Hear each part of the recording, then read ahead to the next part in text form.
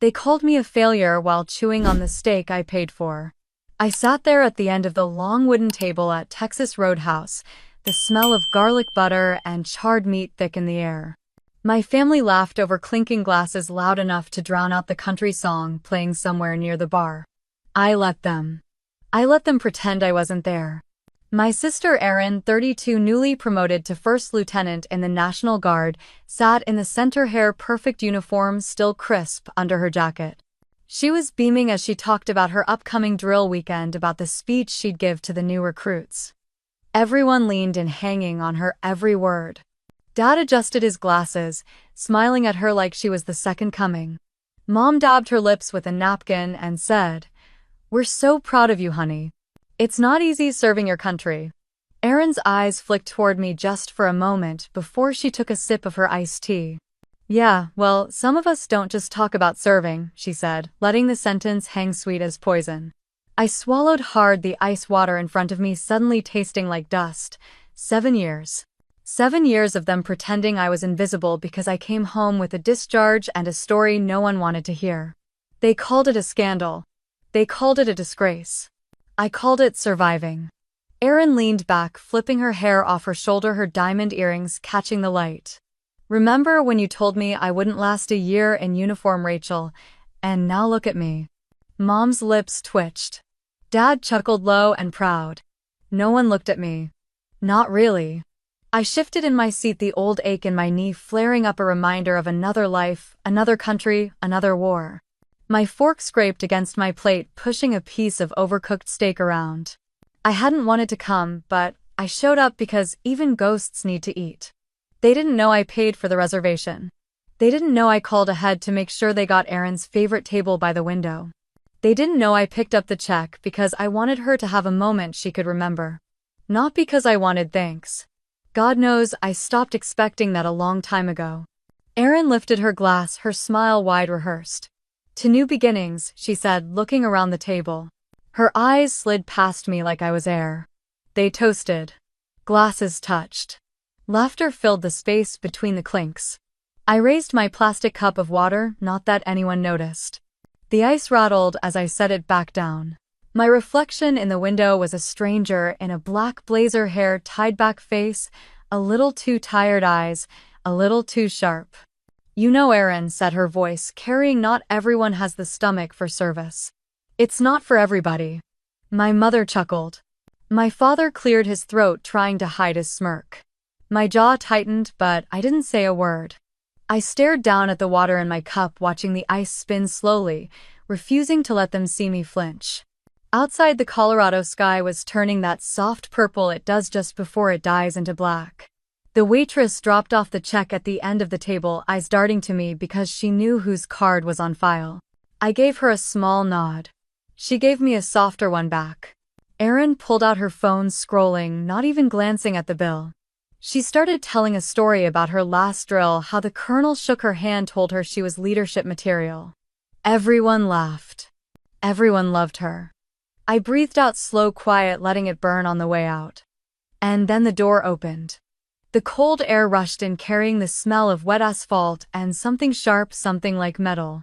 I didn't look up right away, but I felt it, the shift in the air, the hush that moved like a ripple across the room. Boots on hardwood. The click of a belt buckle.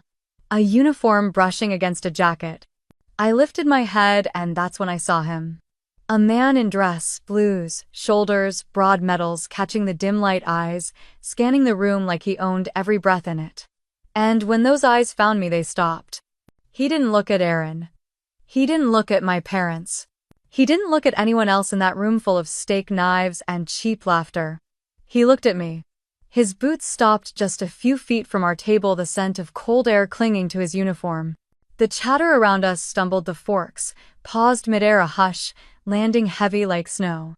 "General Donovan," he said, his voice low but clear enough that it carried. My mother's head snapped toward me. My father's glass froze halfway to his mouth. Erin's smile, cracked lips, parting eyes wide like she'd just realized the ground under her feet wasn't steady. I blinked once, letting the word settle, letting it echo in the space they'd tried so hard to erase. General. No one at that table had said that word in 7 years. Not since the day they decided I wasn't worth the air it took to speak my name. Colonel Reed, I said, my voice steady, even as my hands curled around the edge of the table. What brings you here? His eyes softened for half a second, then sharpened again. Just passing through, ma'am. Saw a familiar face. He turned, glancing at Erin, who was staring, mouth half open, eyes darting between us. Lieutenant Donovan, he said, nodding. Congratulations on your promotion. She opened her mouth, closed it, then managed a weak. Thank you, sir. Colonel Reed turned back to me, ignoring the tension crackling in the air.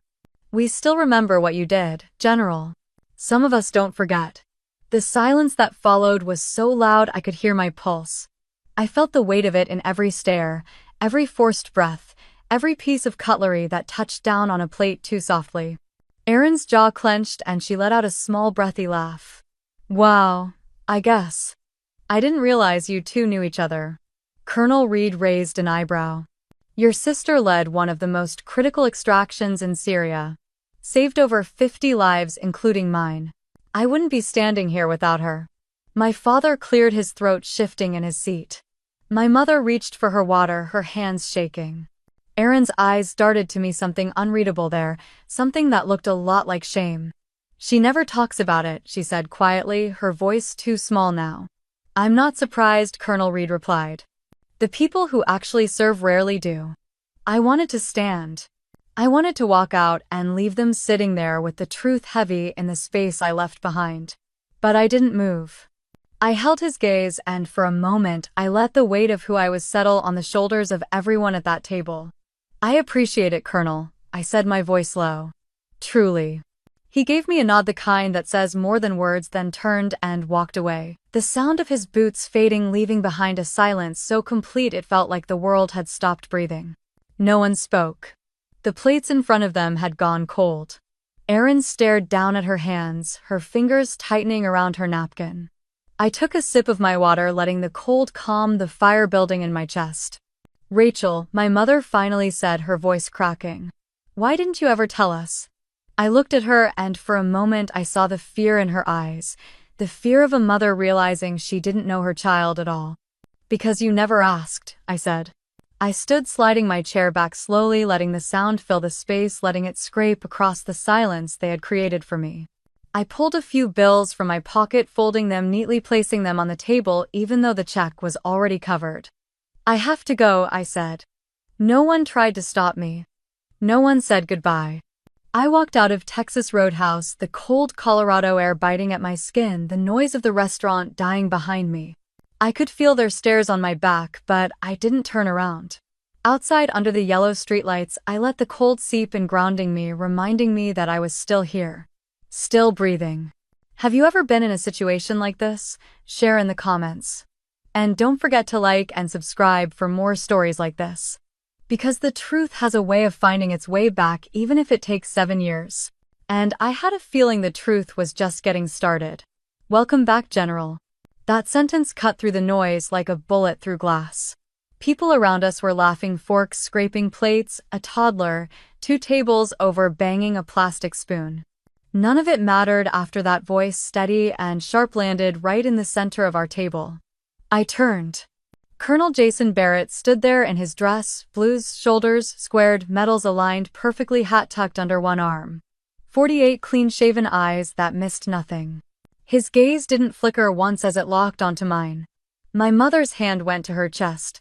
My father's glass clinked against his teeth before he lowered it, spilling water onto the table. My sister Erin, who had spent the last hour talking about herself, went pale, lips parting as she blinked, trying to understand what she had just heard. Colonel Barrett, I said, voice low, even the way I used to speak during briefings when the air smelled like sweat and fear. My hand tightened around my water glass, the plastic bending under my grip. General Donovan, he said again, this time, with a small nod acknowledging a rank no one in this room had spoken in years. He turned to Erin, letting the silence drag just long enough for everyone to feel it. Lieutenant Donovan, he added, acknowledging her, but it felt like an afterthought compared to the weight of the moment before. Erin's mouth opened, closed, then opened again. Sir, she managed, her voice thin, a squeak compared to the confident tone she had used all night. Barrett shifted his eyes back to me. May I have a word outside, ma'am? It wasn't a request. It was the kind of command you didn't ignore even if you hadn't worn the uniform in 7 years. I nodded once, pushing my chair back slowly. The legs scraped across the floor loud enough that the table next to us turned to look. I felt Aaron's eyes on me, but I didn't look back as I followed Barrett toward the exit. The cold air outside hit me like a wave, the sky over Denver dark, the streetlights buzzing overhead. Cars passed on the road, headlights cutting across the lot in flashes of white. Barrett stopped near a concrete barrier, turning to face me, folding his arms. For a moment, neither of us spoke. The air smelled like rain and exhaust. "Didn't expect to see you here," he said, finally, his voice softer than before but still carrying that weight of command. "Family dinner," I replied, my jaw tight, my hands still clenched at my sides. He nodded, looking away for a second, then back at me. "I need to talk to you about Syria." I felt it then, the old pulse of adrenaline, the sharp reminder of the sand, the heat, the screams on the radio that never fully left my head. "I'm not interested in talking about the past," I said, but it came out too quickly, too defensive. "It's not the past anymore," Barrett said. "There's an ongoing investigation into the file tampering during Operation Blue Echo. Your name came up. Again." My stomach twisted. I kept my face calm, but inside, the memories pressed in thick and heavy like a storm cloud that never cleared. "Jason," I said, letting the name fall between us the way it used to in a different life, "I'm not the person you want." His jaw worked for a second, the muscle ticking before he spoke. "You're exactly the person I want, Rachel." I looked down at the pavement, the cracks filled with dirty rainwater, a cigarette butt floating near the curb. "You saved people over there," he said, his voice firmer now. "They tried to erase that, but not everyone forgets." I looked up, meeting his eyes, seeing the truth there, the urgency, the weight of something bigger than both of us. "Why now?" I asked. "Because the people who buried you are trying to bury the truth for good," he said. A door swung open behind us, letting out a burst of warm air and the smell of charred meat. Erin stood there, arms crossed, eyes darting between Barrett and me. "Is everything okay?" she asked, her voice tight, uncertain. Barrett turned to her, his expression unreadable for a moment before he nodded once. "Lieutenant Donovan," he said, "your sister once saved hundreds of lives. Don't forget that." The door swung shut behind her, leaving us in the cold, the words hanging heavy, impossible to ignore. Erin froze, her arms dropping to her sides, the words sinking in.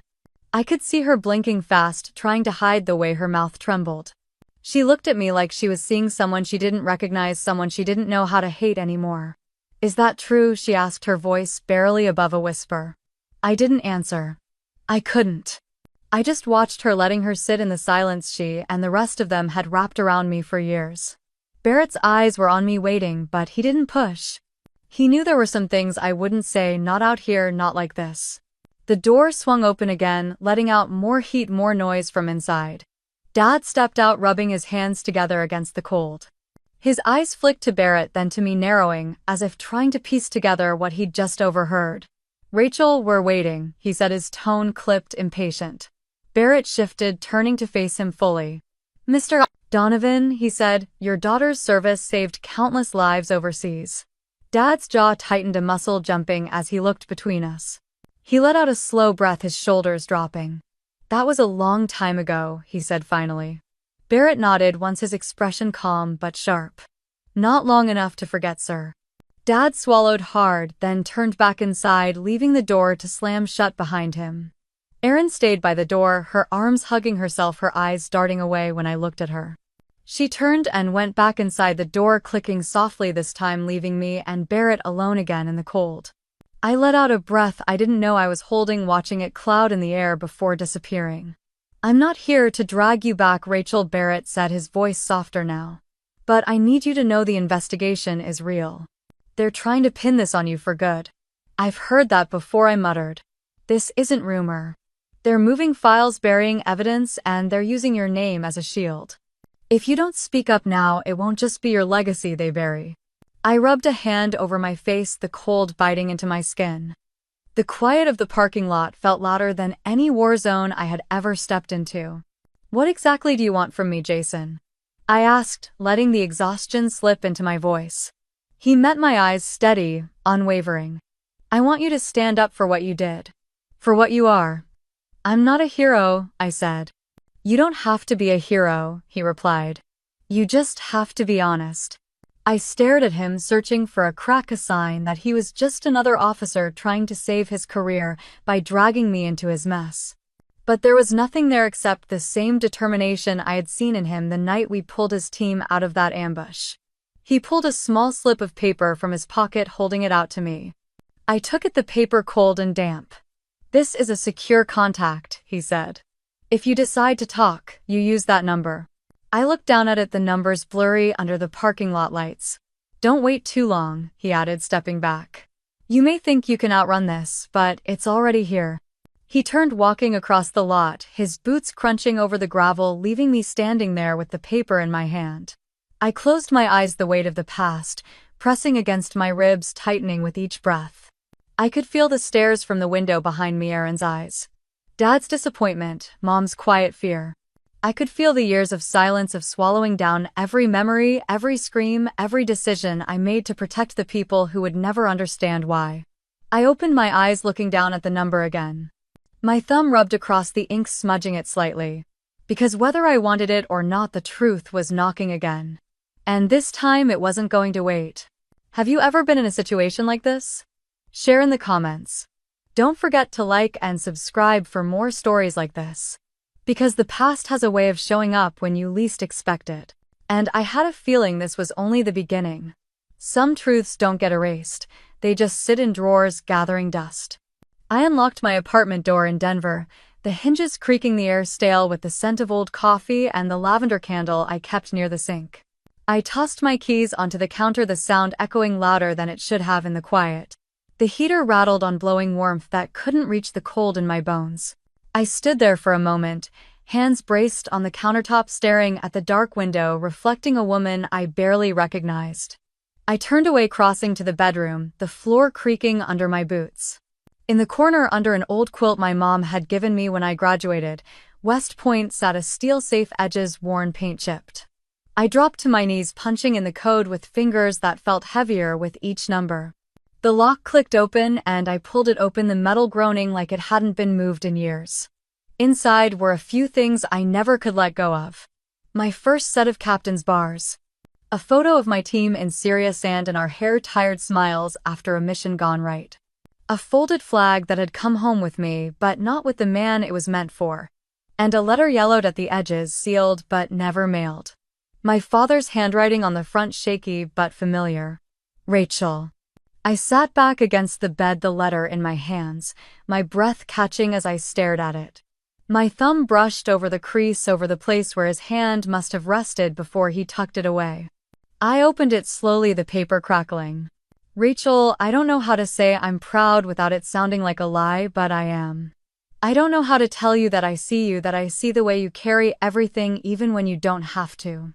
I don't know how to say I'm sorry for the way I look at you, for the way I let silence replace words. I don't know how to say I love you, but I do. Dad. I let the letter fall into my lap, my hands shaking, as I exhaled a breath I didn't know I had been holding for 7 years. I pressed my palm to my chest, feeling the old scars there, the ones no one could see. I closed my eyes, letting the heater's hum drown out the pounding in my head. That was when the phone rang. I jumped, the letter falling to the floor, the phone buzzing against the wood. The screen lit up with an unknown number. I let it ring once, twice, 3 times. Then I picked it up, pressing it to my ear without a word. A voice I didn't recognize, low, almost casual, slid through the line. If you open your mouth, you know what will happen. The line went dead. I sat there staring at the phone, the silence in the room pressing against my skin, pressing into the part of me that had always been waiting for the other shoe to drop. Outside, a siren wailed somewhere in the distance, blue lights flashing against the window for a brief moment before fading. I reached down, picking up the letter, folding it carefully, placing it back in the safe, locking it again. Because some truths stay hidden for a reason, and some wars never really end. I set the phone down slowly, the plastic cold against my palm. My breath came short, the edges of the room tightening, the shadows near the door stretching longer. I pressed my hand against the floor, grounding myself, feeling the roughness of the old wood. It was happening again. I closed my eyes, the memory pushing in without asking. the rotor blades thumping above. The heat of the sun mixing with the smell of diesel and burning metal. The scream in my ear as I held pressure on a wound that wouldn't stop bleeding. I opened my eyes, the ceiling above me the same, cracked white, the heater still humming, the city outside, still alive. But for a moment I wasn't here. I pushed myself to my feet, my knees stiff, my back aching.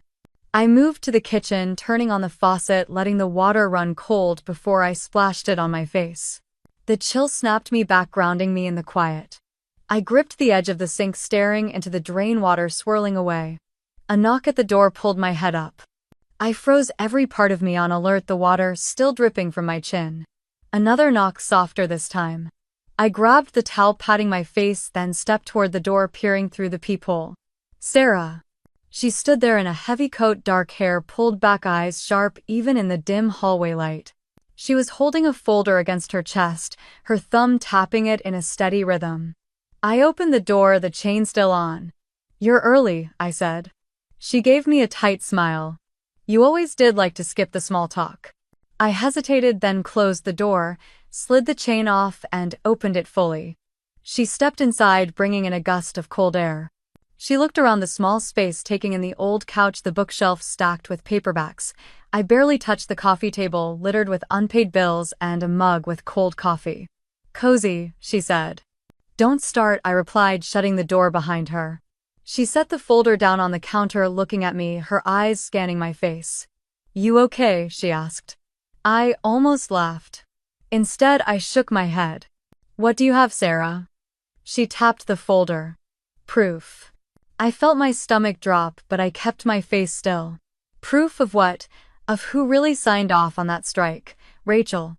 Of who changed the reports afterward to pin it on you." The heater clicked again, the sound too loud in the small room. I pulled out a chair, sitting down slowly, my hands on my knees. Sarah opened the folder, pulling out a photograph, sliding it across the counter toward me. It was a copy of an authorization order, the black ink clear, the signature, at the bottom unmistakable. General Vaughn. I felt something shift in my chest, something I had locked away with that letter in the safe. Sarah leaned forward, her voice low. "They're still covering for him. And he's still using your name to do it." I looked up at her, my mouth dry. "Why, now?" she sighed, rubbing a hand across her forehead. "Because they're moving fast, Rachel. They're cleaning up loose ends, and you're on that list." I stared at the paper, the black letters swimming for a moment before settling again. My hands curled into fists against my legs, the heat rising in my neck, the memory of the chopper, the sand, the radio calls crackling in my ear, the orders that never made sense, the people I lost. The people I couldn't save. Sarah's eyes softened, her voice quieter. "You don't have to fight this alone." I swallowed, forcing down the shaking in my hands, looking back at the document, at the truth that had been buried for too long. Because some truths don't stay buried forever. And some wars don't end just because you want them to. I leaned back in the chair, the wood creaking under my weight. The folder sat between us, a thin barrier between the past and the mess I'd spent years trying to outrun. Sarah's eyes didn't leave mine, waiting, letting the silence work until I broke it. "What do you want from me?" I asked, my voice rough, tired. She pulled her coat tighter around her shoulders, her breath fogging for a moment in the cold draft near the window. "I want you to help me bring him down." I huffed out a humorless laugh. "I'm not interested in revenge, Sarah." "This isn't revenge, Rachel. This is justice," she shot back.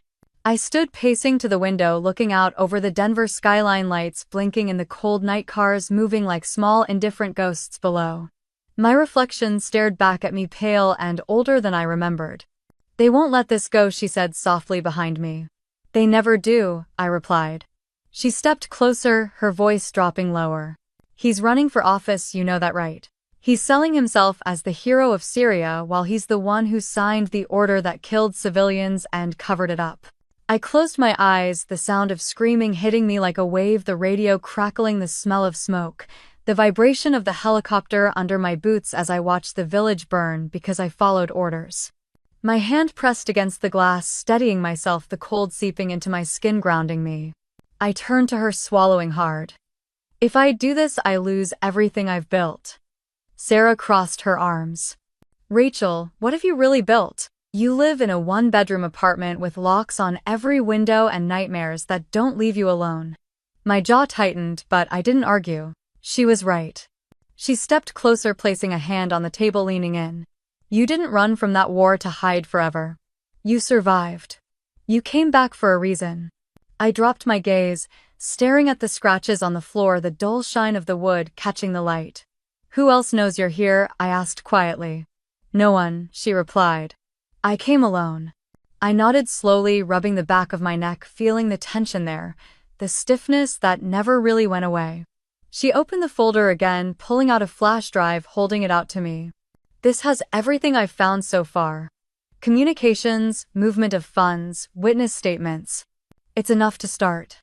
I didn't take it right away. I stared at it, the small piece of plastic holding the power to destroy everything Vaughn had built and everything I had hidden. You think this will fix what happened? I asked. No, she said, her voice soft but unshakable. But it will stop it from happening again. I reached out, taking the drive, feeling its weight in my palm, heavier than it should have been. Sarah let out a breath, stepping back. I'll be in touch, she said, moving toward the door. I followed her, opening it, the hallway outside, empty and quiet. She paused, looking back at me, her eyes searching. Don't wait too long, Rachel. I nodded, once watching as she walked down the hallway, her boots echoing until the sound disappeared. I closed the door, locking it, turning the deadbolt, sliding the chain into place. I leaned back against the wood, closing my eyes, letting the silence press in. My phone buzzed in my pocket. I pulled it out, the screen lighting up with a blocked number. I hesitated, then answered, pressing it to my ear. There was a breath on the other end, slow, controlled. You think you're safe, Donovan, the voice said, cold, almost amused. The person who leaked those files is closer than you think. The line went dead. I lowered the phone slowly, the words sinking into the quiet. Closer than I think. I looked at the flash drive in my hand, then at the letters still tucked near the safe, the words of my father echoing in my head. I wasn't sure who I could trust anymore. Have you ever been in a situation like this? Share in the comments. Don't forget to like and subscribe for more stories like this. Because sometimes the real war doesn't start until you come home. Sometimes the person who stabs you in the back is the one you love most. I sat in the dark, the glow of the laptop screen the only light in the room. My fingers moved fast, running trace routes, cross-checking IP logs, digging deeper than I wanted to. The address came back, pinned to a military base in Colorado Springs. The device was registered under one name. Aaron Donovan. I leaned back, the chair creaking, the room suddenly too small. My throat tightened and I pressed my fist against my mouth, closing my eyes, forcing myself to breathe. It didn't make sense. She wouldn't. She couldn't. But the proof was right there on the screen, blinking back at me. I shut the laptop, stood pacing the floor, every step shaking, something loose inside me. Memories of her as a kid, running in the yard, falling off her bike, me cleaning the scrape on her knee while she sobbed into my shoulder. I grabbed my jacket, pulled it on, and stepped out into the cold. The drive to the base was quiet, headlights cutting through the darkness, radio off, my mind a storm. The gate guards waved me through, recognizing the clearance I still held even if I hadn't used it in years. I found her near the back of the parking lot, her car parked under a flickering light. She was sitting in the driver's seat, head down, scrolling her phone, the blue glow lighting up her tired face. I pulled up beside her and stepped out, the gravel crunching under my boots. She looked up, startled, eyes wide before narrowing as she climbed out, slamming the car door shut. Rachel, what are you doing here? She snapped, shoving her phone into her pocket. I didn't speak. I just held up the printed log, the paper trembling slightly in my hand. She froze her lips, parting her eyes, flicking down to the paper, then back to me. Aaron, I said, my voice low, shaking. Why? She opened her mouth, closed it, looking away, her jaw working as she tried to find the words. I didn't mean for it to go this far, she whispered. My hands curled into fists, the cold biting into my skin. You leaked it. She looked back at me, tears welling in her eyes, but her chin lifted in defiance. You don't get it, Rachel. I'm tired of living in your shadow. Tired of everyone asking me why I can't be like you. My breath caught and I felt like I'd been punched, the air leaving my lungs. I never asked you to live in my shadow, I shot back. You didn't have to, she yelled, her voice echoing off the concrete, eyes bright with anger and something deeper, something broken. I took a step closer, lowering my voice. You could have come to me. She laughed, a bitter, sharp sound. And say what? That I'm jealous. That I can't stand how Mom and Dad look at me like I'll never measure up to you, even after you fell. She wiped at her eyes, turning away, shoulders shaking. I thought if it came out, if you were gone for good, maybe they'd see me. Silence fell between us, the wind rustling the nearby flag, the sound harsh in the empty lot. I swallowed hard, letting her words settle, letting the truth sink in. What did Vaughn promise you? I asked quietly. She froze, her back still to me. What did he say, Aaron? She turned, eyes red, her face pale under the harsh light. He said if I didn't help, if I didn't keep quiet, he'd ruin me. That he'd make sure I lost everything. My chest ached, the weight of it pressing into every old wound I carried. I stepped closer, reaching out, but she flinched, pulling back. I'm sorry, she whispered. I didn't know what else to do. I nodded slowly, letting out a breath I didn't know I was holding. We're going to fix this, I said, my voice steady even as everything inside me felt like it was breaking. Her eyes widened, hope flickering for a moment. How I looked past her at the darkened building, at the flags moving in the wind. First, I said, meeting her eyes, you're going to tell me everything. And this time, I wasn't going to let her carry it alone. Erin hesitated, hugging herself, her eyes darting around the empty lot. Talk to me, I pressed, my voice low, trying to keep the edge out of it. She wiped at her nose, breathing hard. He came to one of my drills. Said he knew about the leak. That he could bury it or bury me. I clenched my jaw, feeling the old rage build, the kind that used to steady me in combat, the kind I had buried under years of trying to live quietly. He threatened you, I said. She nodded, tears spilling now streaking down her flushed cheeks. He said he'd make sure I lost my rank, that I'd be dishonorably discharged, that I'd never find work again. She looked up at me, eyes pleading. I didn't want this, Rach. I just wanted it to end. I stepped closer, close enough to see how young she still was, how scared. Did you give him anything else? I asked. She shook her head. Number. I swear it was just the one file. I didn't know what was in it. I didn't know it would bring them after you. I exhaled, rubbing my hands over my face, letting the cold air bite at the frustration and fear eating at me. I can't protect you if you don't tell me everything, I said. She looked away, swallowing hard. He said he'd call if I talked. That he'd know. I reached out, taking her hand before she could pull back, gripping it tight. You are not alone in this, I told her. Her chin quivered, but she didn't pull away this time. I can't lose this, Rachel, she whispered. I've worked too hard. I nodded. And you won't. But we're not letting him win. A car pulled into the lot, headlights sweeping across us. Erin flinched, pulling her hand away, her eyes darting to the vehicle before it turned and parked near the front entrance, another soldier heading in for night duty. The moment passed, but the fear stayed in her eyes. I need you to trust me now, I said, keeping my voice calm. She nodded, wiping her face with the sleeve of her uniform. Go home, I told her. Act like everything is normal. If he contacts you again, you call me first. She hesitated. And you? I glanced up at the sky, stars barely visible through the haze of the base lights. I'm going to end this, I said.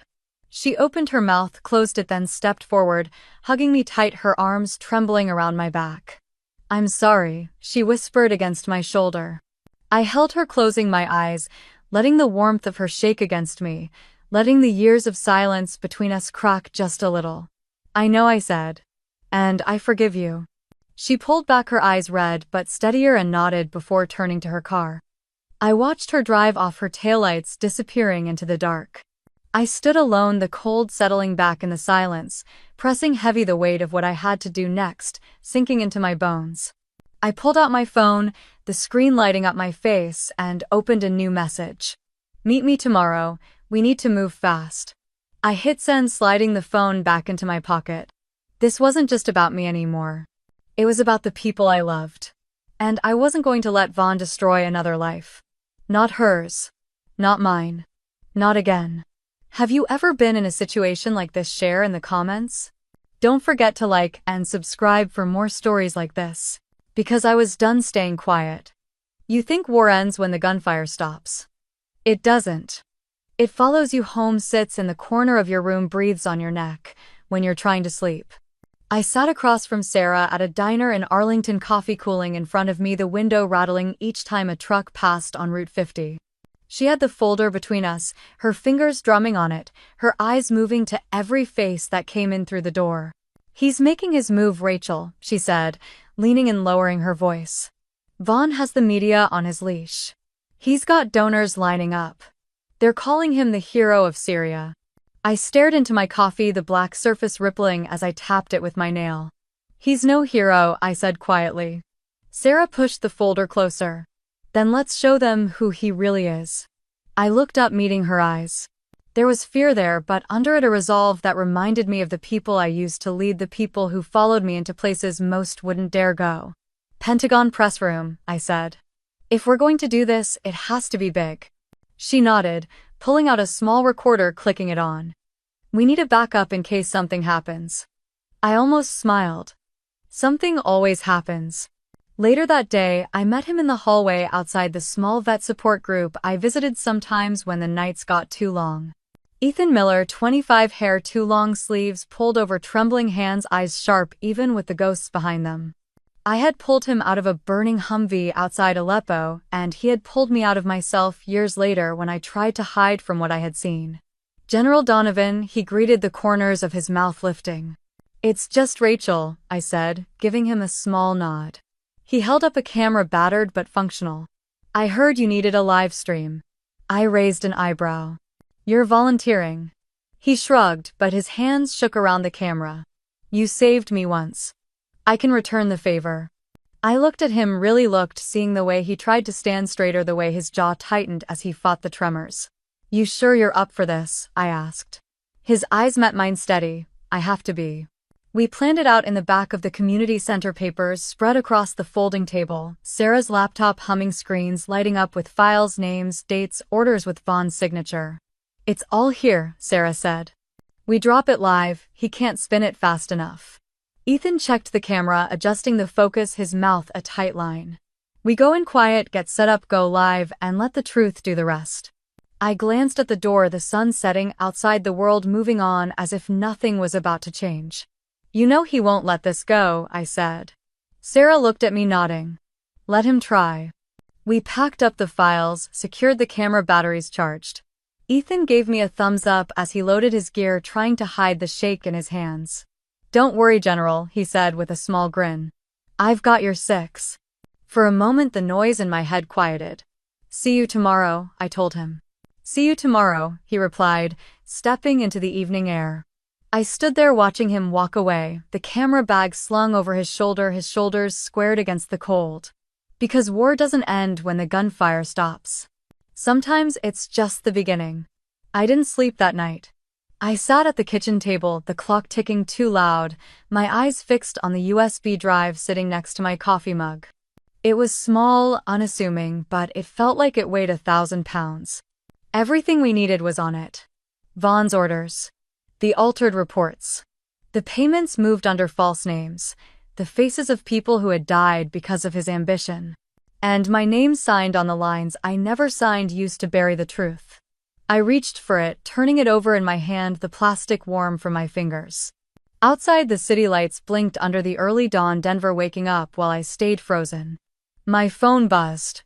It was Sarah. "Everything ready?" she asked, her voice tight. "Yeah," I said, staring at the USB. "We're ready." "You okay?" she asked after a moment. "No," I answered. "But that doesn't matter." There was silence on the line before she let out a breath. "See you in a few hours." I hung up, sliding the USB into my pocket, grabbing my jacket, the zipper catching before sliding up. I stood for a moment looking around the apartment, wondering if I would ever see it again.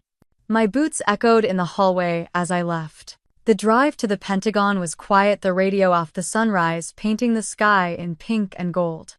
I pulled into the visitor lot, sitting for a moment, watching people in suits and uniforms walk past, their faces calm, focused, unaware of the storm coming. I stepped out, pulling the USB from my pocket, tucking it deep into the inside of my jacket, close to my skin. Inside, the security check felt longer than usual, the guard's eyes flicking to my ID, then to me before waving me through. Sarah was waiting near the lobby, her hair tied back, a black coat wrapped around her, a bag slung across her body. She gave me a nod, her eyes scanning the room. "You're sure about this?" she asked. "No," I said, "but we don't get to wait for perfect." She gave a small smile that didn't reach her eyes.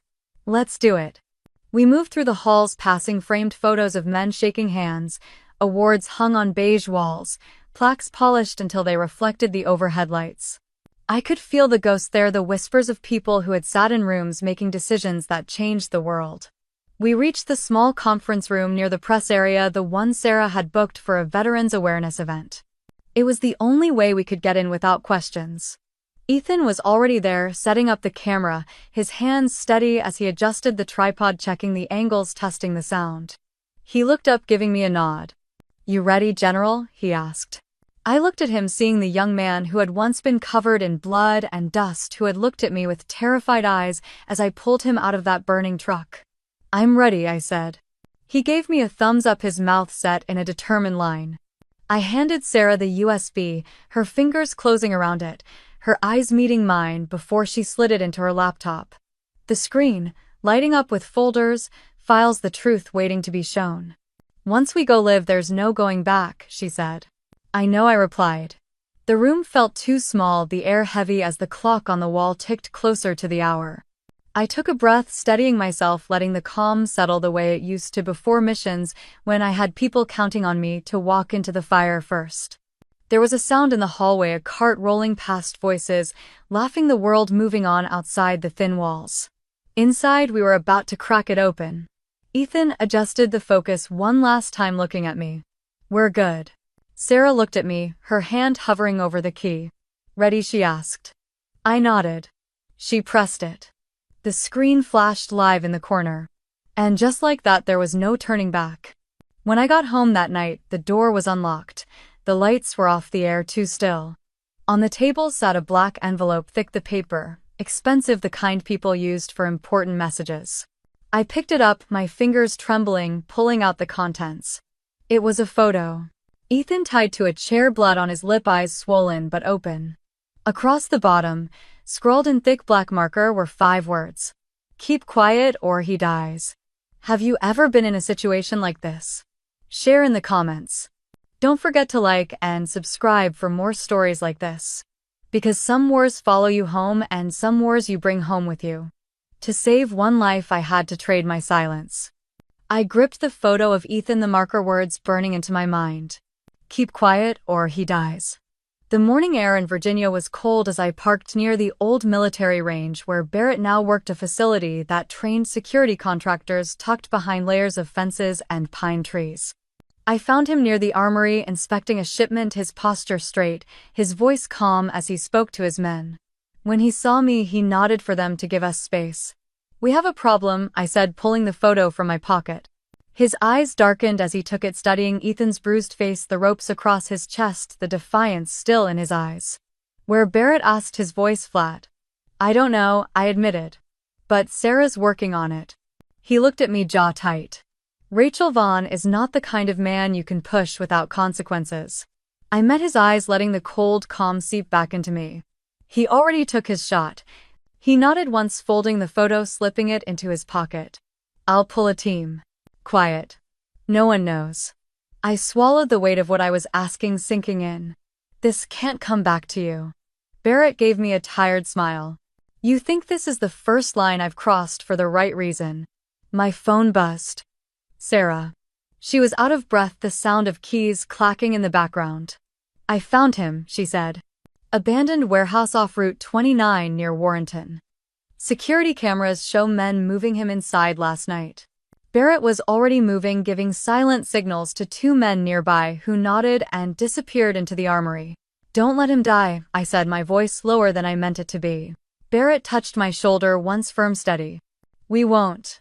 As they moved out, I got back into my car, gripping the wheel, the engine rumbling under my hands.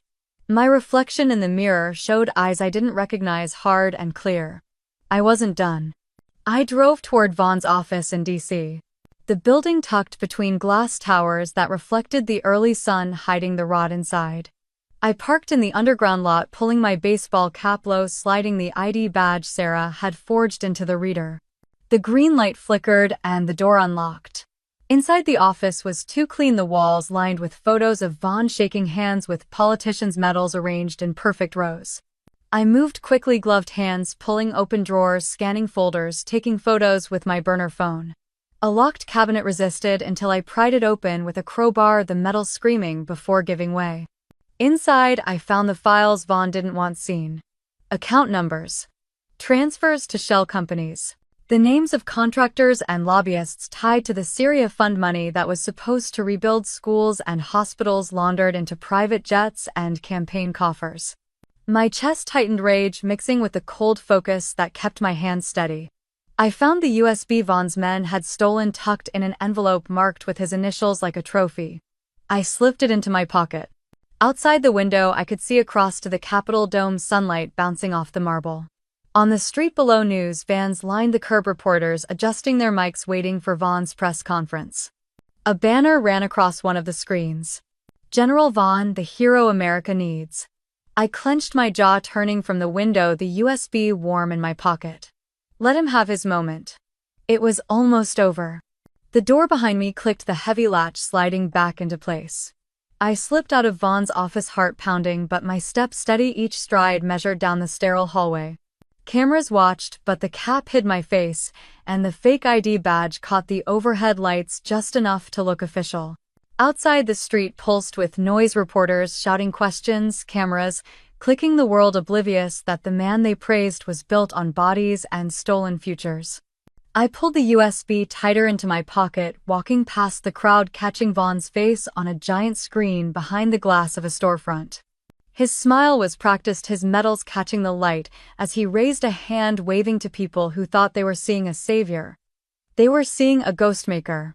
I made it to my car, hands trembling as I unlocked the door, slipping inside, pulling the door shut. The sound of the city dulled, leaving only the rasp of my breath and the thud of my pulse in my ears. My phone buzzed. Sarah. I answered, pressing it to my ear. We have him, she said, her voice shaking but controlled. I closed my eyes, relief and fear mixing.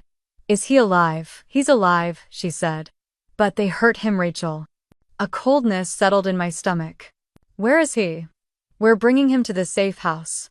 Warrenton. I started the car, pulling out into traffic, the morning sun too bright, the world too normal for what was unraveling. Stay with him, I told her. I will, she said, then hesitated. He's asking for you. I tightened my grip on the wheel, weaving between lanes, the city rolling past in streaks of gray and blue. I could hear sirens somewhere, a reminder of how close chaos always lived to the surface. I pulled up to the small farmhouse on the outskirts of Warrenton, gravel crunching under my tires. Barrett's truck was parked near the barn, dust still hanging in the air where they had pulled in fast. Inside, the air smelled like old wood and coffee. The lights were dim, and I could hear Sarah's voice, low and soothing.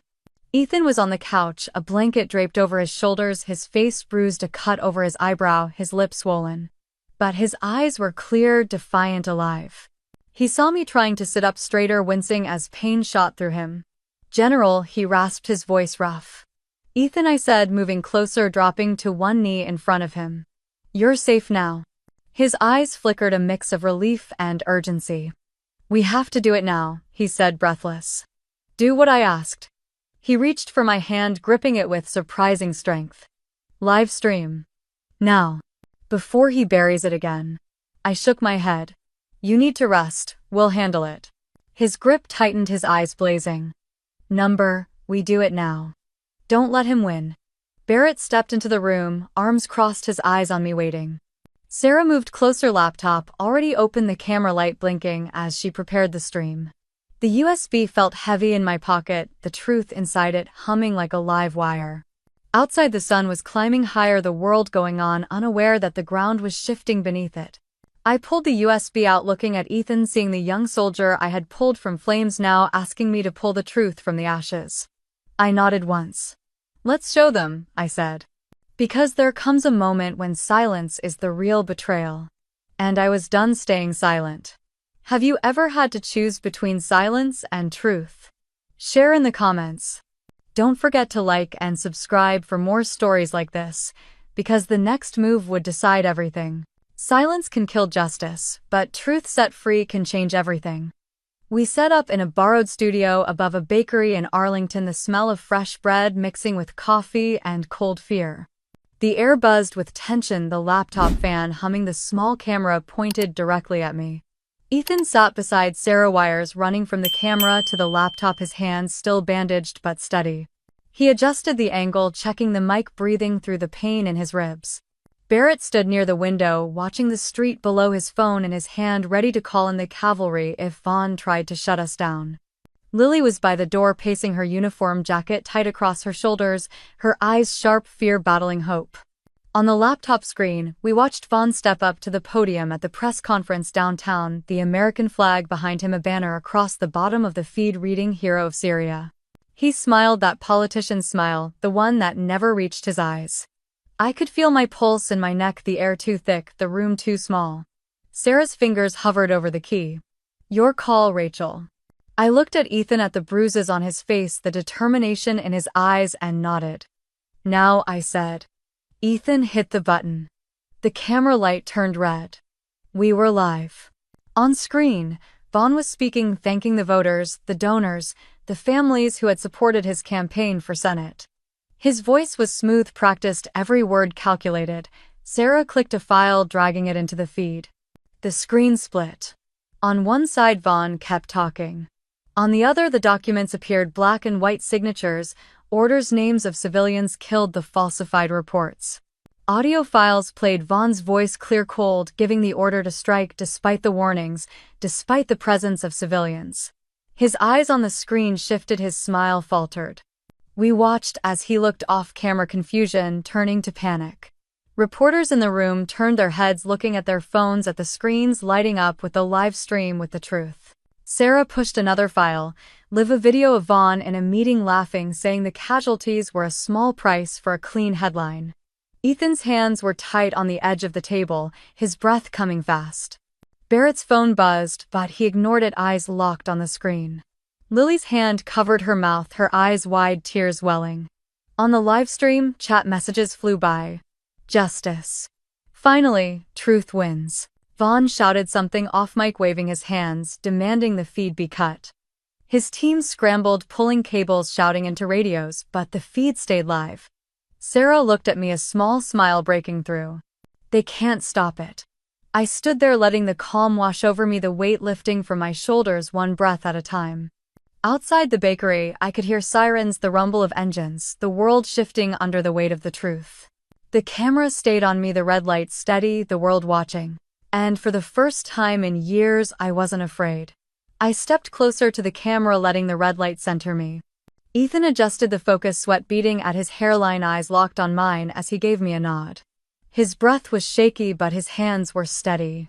"Go," he whispered. I took a breath. "My name is Rachel Donovan," I said, my voice even calm, carrying the weight of years spent in silence. "You've been told a story about General Vaughn. About who he is, what he's done. But it was a lie. I know because I was there." Sarah clicked through images, flashing documents, recordings, Vaughn's signature, the faces of the dead, the children, the families destroyed. I heard Lily gasp, but I kept my eyes on the camera. I followed orders. I trusted him. And when I questioned the mission, he made me disappear. He erased me to protect his ambition. Outside, sirens drew closer, a helicopter thumping above, the world shifting as the truth rolled across screens from coast to coast. "Today, you get to see what he tried to hide," I continued, letting each word settle. I could see the live stream chat exploding, people from New York, Texas, California, veterans, mothers, students, all typing as they watched the lies crack open. Barrett stood by the window, phone pressed to his ear, his jaw tight. "They're moving in," he called over his shoulder, eyes flicking to me. "FBI, media. It's happening." Ethan's eyes watered, but he didn't look away from the camera, his hands gripping the edge of the desk like he was holding on for life. On the screen, Vaughn's press conference dissolved into chaos. Reporters stood shouting questions, cameras zooming in on his face as sweat beaded at his temples. He reached for the mic, trying to spin the story, but the audio clips played over him, his voice laughing about civilian casualties. His handlers tried to pull him away, but the room was filled with flashing lights, microphones shoved in his face, the truth loud and unstoppable.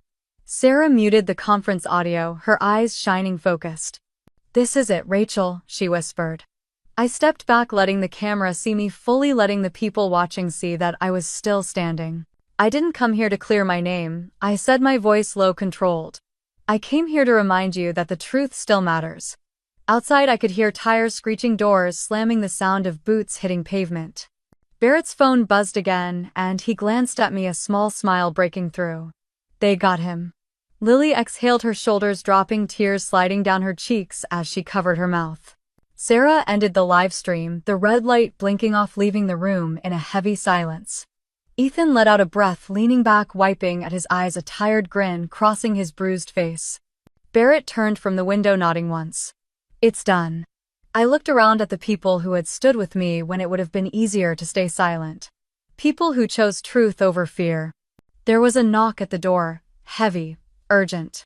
The door opened, a wave of cold air sweeping in, reporters and cameras flooding the small space, questions firing at me like gunshots.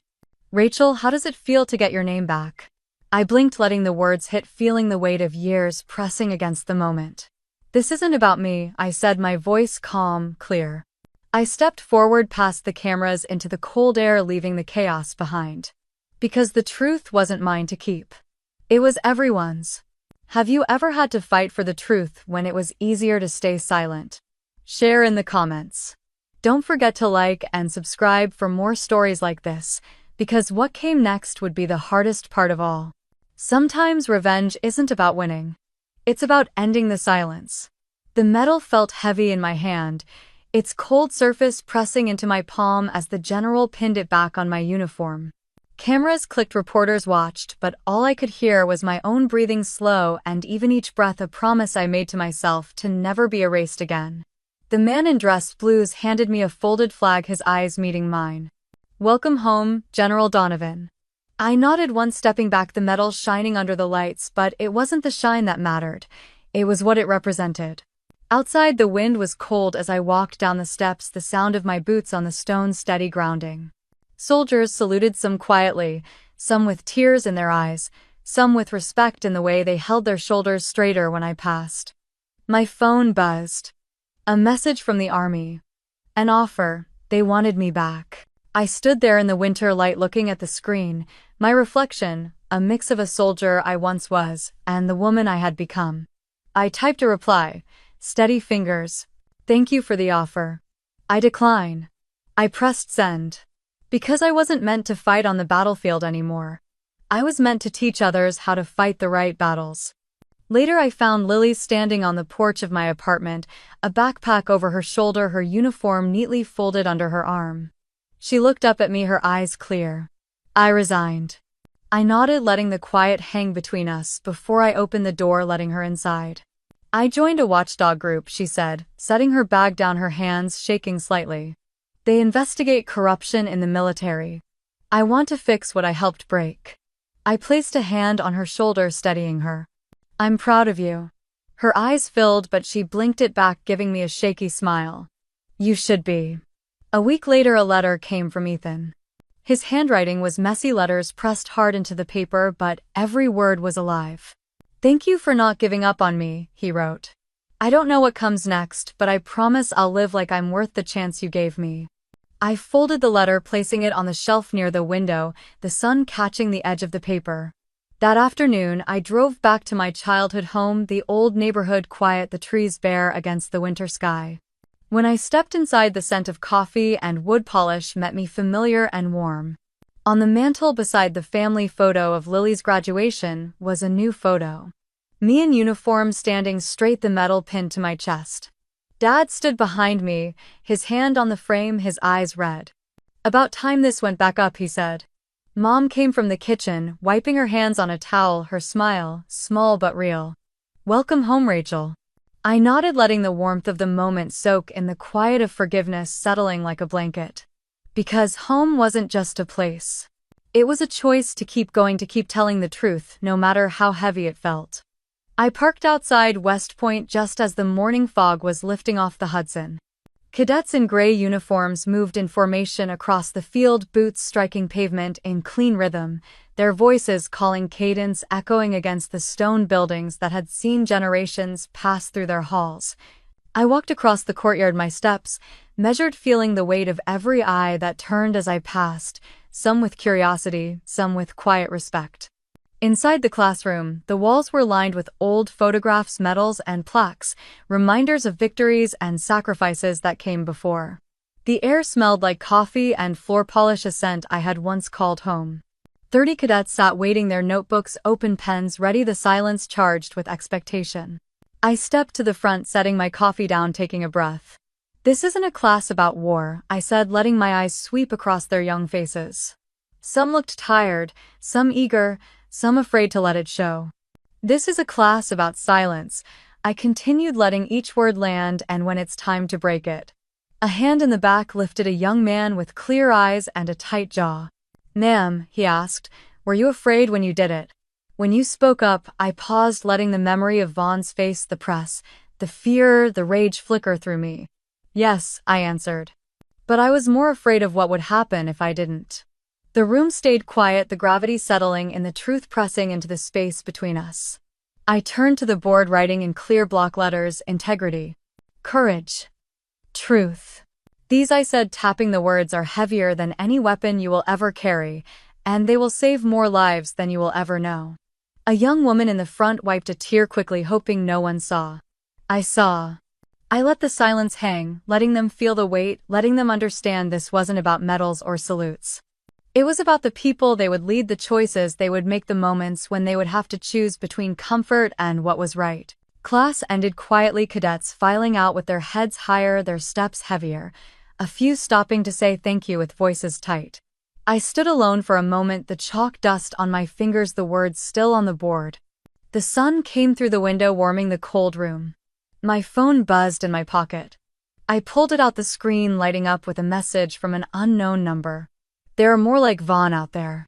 Ready, General." I stared at the screen, letting the message burn into me, feeling the old weight settle into my spine. I slipped the phone back into my pocket, picking up my coffee, walking out of the classroom, the door shutting quietly behind me. Because silence was never going to be my legacy. Have you ever had to decide when to break your silence? Share in the comments. Don't forget to like and subscribe for more stories like this. Because the fight for the truth never ends.